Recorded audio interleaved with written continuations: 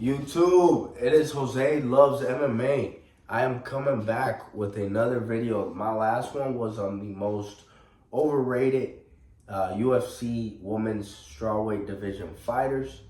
If you want to look at that, I'll have something around here that way you can look at it. This video is going to be more my liking, the most underrated UFC flyweight or strawweight fighters.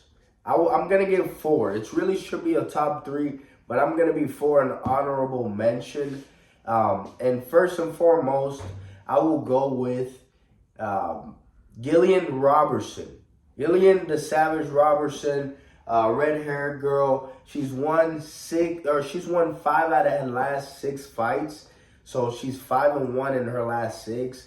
She's been doing very good. You can see she's very methodical about how she fights. She's well-rounded. She's definitely a wrestler, ground fighter, grappler, and jiu-jitsu. But the girl can be on the feet as well. She's comfortable.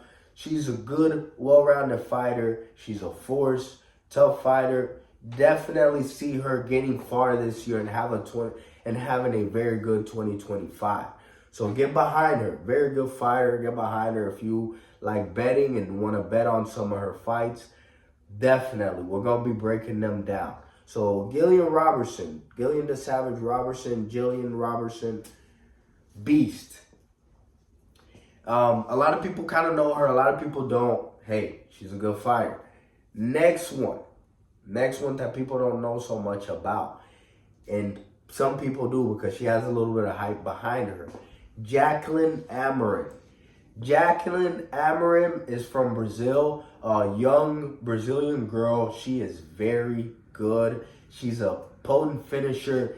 She's a very good athlete. She hits hard.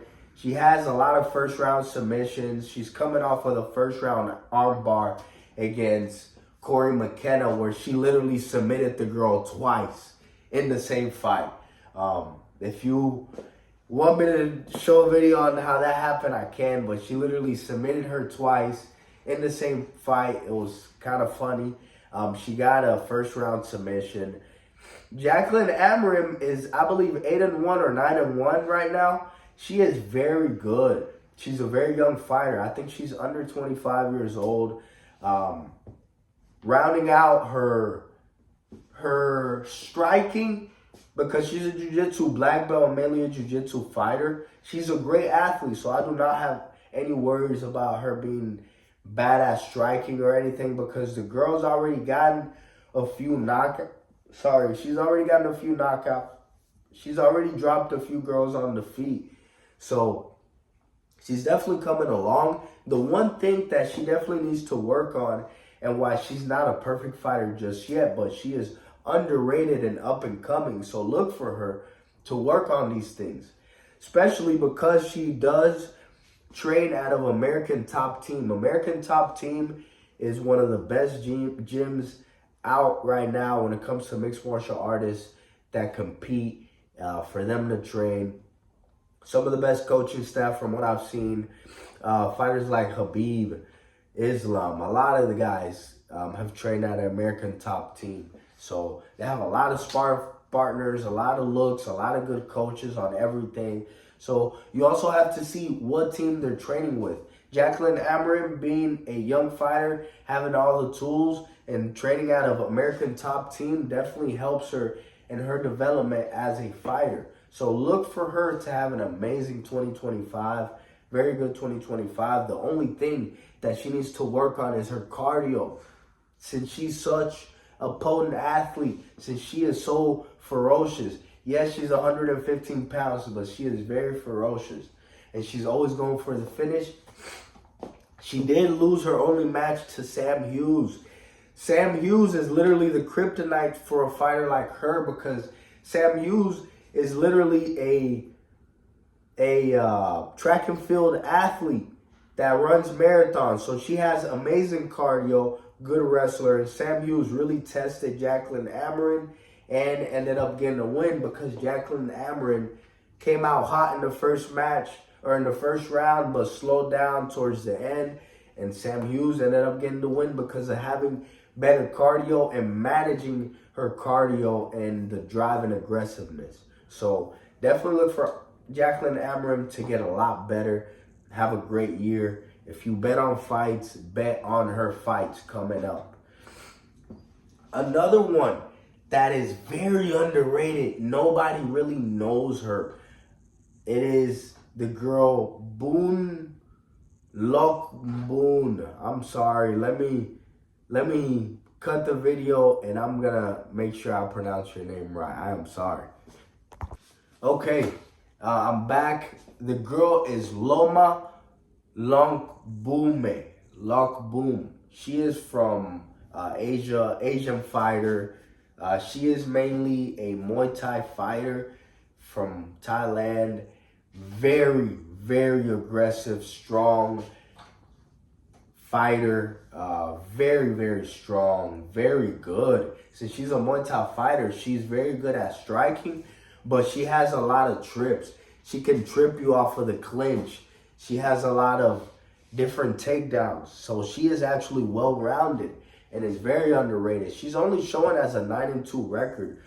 But if you look at it, she's on a winning streak, and she's been on the UFC roster for quite some time. This girl is still young. She's only 28 years old, and she's filling out her skills. That's why I feel like she's not fighting as much. Right now, if you look at her last few fights, this girl has literally fought once a year since 2020. So she's fought one time a year. The girl definitely cares about her craft first. She's filling out. She aims to be a top contender. So that's why I believe she's not fighting that much. She knows she's young. She's getting a lot of training, a lot of sparring rounds. Every time I see her come into UFC and fight, she gets better. So look into her.